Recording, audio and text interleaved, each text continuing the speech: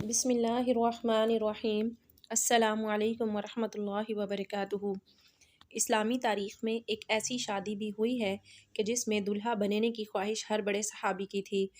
دوستو، آپ نے بہت سی شادیاں دیکھی ہوں گی، لیکن ہمارے پیارے پیغمبر حضرت محمد صلی اللہ علیہ وآلہ وسلم کی پیاری بیٹی حضرت سیدہ فاطمہ علیہ السلام کی شادی کی تقریب سے پیاری کوئی نہ ہوگی۔ ایسی شادی کہ جس کے لیے حوروں اور فرشتوں نے بھی تیاریاں کیں، اور سب سے مزے کی بات یہ ہے کہ اس شادی کے پیارے دلہا کو اللہ پاک نے خود نامزد کیا۔ خدا کی قسم، دنیا بھر میں ایسی کوئی شادی نہ گزری ہوگی۔ سیدہ فاطمہ الزہرا رضی اللہ تعالی عنہا جب سن بلوغت کو پہنچی تو آپ کا رشتہ لے کر بہت جلیل القدر صحابی حضور پاک صلی اللہ علیہ وآلہ وسلم کے پاس تشریف لائے، لیکن حضور صلی اللہ علیہ وآلہ وسلم نے سبھی کو یہی جواب دیا، مجھے اس معاملے میں اللہ کے حکم کا انتظار ہے۔ کچھ ماہ بعد حضرت عبد الرحمن بن عوف اور دیگر کچھ صحابہ نے شیر خدا حضرت علی رضی اللہ تعالیٰ عنہ کو مشورہ دیا کہ اے علی، اب آپ بھی جائیں، سب کو انکار ہو چکا ہے، لیکن جو آپ کی نسبت نبی پاک صلی اللہ علیہ وسلم کے ساتھ ہے وہ کسی اور کی نہیں تھی۔ حضرت علی اللہ کے رسول صلی اللہ علیہ وسلم کی خدمت میں گئے کہ اتنی دیر میں اللہ کے محبوب نے فرمایا، اے علی، آج تمہارا آنا کیا فاطمہ کے رشتے کے لیے ہے؟ تو حضرت علی نظریں جھکا کر فرمانے لگے، جی یا رسول اللہ صلی اللہ علیہ وسلم۔ حضور صلی اللہ علیہ وآلہ وسلم نے فرمایا کہ مجھے جبرائیل نے پہلے ہی خبر دے دی ہے۔ آپ صلی اللہ علیہ وآلہ وسلم نے ان کی درخواست قبول فرمائی اور ارشاد فرمایا، اے علی، گھریلو ضروریات کی کوئی چیز تمہارے پاس ہے جسے تم وسیلہ بناؤ؟ حضرت علی نے فرمایا، میرے پاس ایک تلوار، ایک اونٹ اور ایک زرہ ہے۔ حضور صلی اللہ علیہ وآلہ وسلم نے فرمایا، تلوار کی تمہیں ضرورت ہے، ہر وقت جہاد کے لیے تیار رہتے ہو، اور اونٹ تمہاری سواری کے لیے ہے، وہ بھی ضروری ہے۔ میں تیری طرف سے زرہ پر اکتفا کرتا ہوں، اور اے علی، تجھے بشارت ہو کہ اللہ تعالیٰ نے تیرا اور فاطمہ کا نکاح آسمان میں باندھ دیا ہے۔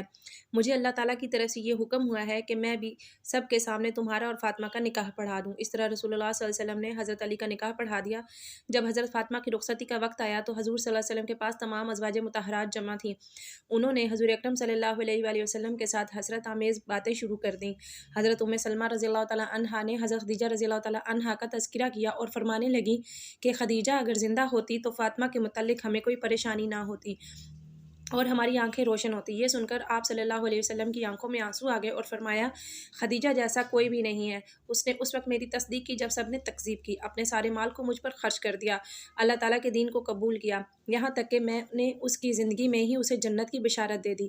حضرت محمد صلی اللہ علیہ وسلم نے ہجرت کے دوسرے سال پہلی ذی الحج کے دن حضرت فاطمہ کو سیدنا علی کے گھر بھیجا، اس لیے شادی اور نکاح کے درمیان تقریباً 10 مہینے کا فاصلہ تھا۔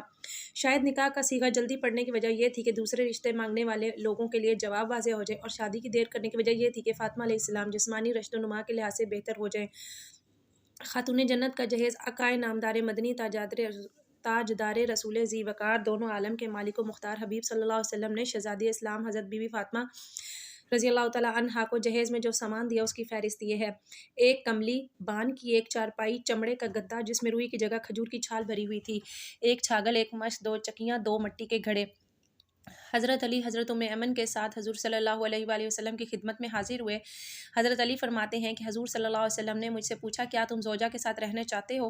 میں نے عرض کی، جی یا رسول اللہ۔ آپ صلی اللہ علیہ وسلم نے ارشاد فرمایا، بڑی محبت اور عزت سے انشاءاللہ عز و جل آج رات سے تم اپنی زوجہ کے ساتھ رہا کرو گے۔ رخصتی کی رات حضور اکرم صلی اللہ علیہ وسلم نے اپنی لخت جگر کو ایک نیا جوڑا عطا فرمایا۔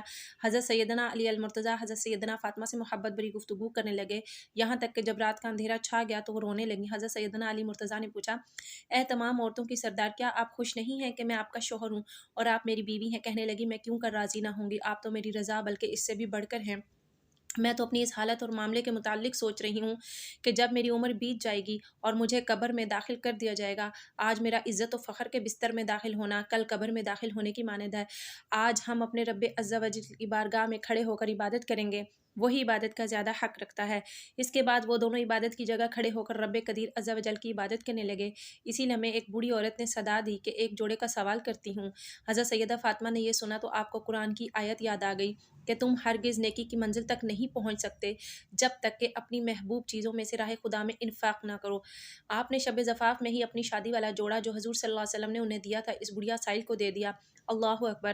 چنانچہ حق زوجیت ادا کرنے سے پہلے یہ ابتدائی 3 دن ان دونوں مقدس ہستیوں نے دن روزے میں اور رات عبادت الہی میں بسر کیے۔ شادی کے کچھ عرصے بعد ہی نبی پاک صلی اللہ علیہ وسلم حضرت فاطمہ علیہ السلام کی جدائی اور دوری کی وجہ سے پریشان رہنے لگے، اس لیے سوچا کہ بیٹی اور داماد کو گھر میں ہی جگہ دے دی جائے۔ حضرت حارث بن نعمان رضی اللہ تعالیٰ عنہ جو کہ جلیل القدر صحابی تھے، جب ان کو اس بات کا پتہ چلا تو وہ حضور اکرم صلی اللہ علیہ وسلم کے پاس آئے اور کہا، خدا کی قسم میں چاہتا ہوں جو میرا گھر آپ کے ساتھ ہے وہ آپ لے لیں۔ حضور صلی اللہ علیہ وآلہ وسلم فرمانے لگے، اللہ تمہیں اس کا اجر دے۔